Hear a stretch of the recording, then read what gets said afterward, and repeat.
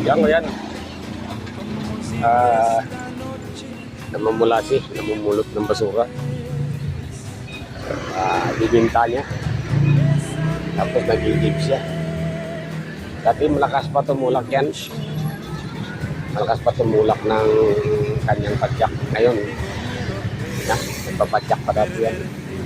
Kaso lang, lasinggiro. Kaya ganyan nangyayari sa kanya. Yan o, tutulok yan hanggang nagtipunan. Flat pa yung sidewall yan. Flat pa yun o.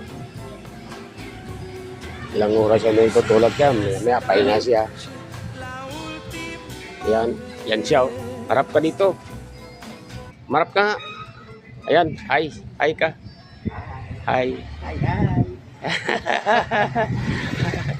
Yeah, malakas pa rin. Kahit na matanda na. Sipag pa rin. Namumulot ng basura. Ilang oras bago makarating sa bibintahan? Doon sa junk shop? Hindi, yung ipong. Niipon mo na. Oo. Pero pagkat nagtulak ka ng padyak, wala pang hangin sa kabilang size wheel, ilang oras bago makarating doon? Siguro,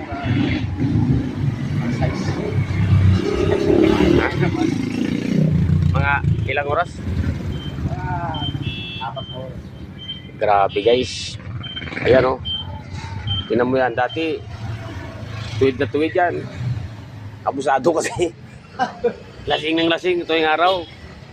Niyayaya pa ako kaso hindi ako sumama eh. Dahil alam kong di maganda eh. Ayan siya ngayon. Tuwag-tuwa pa. Tuwa-tuwa panloko.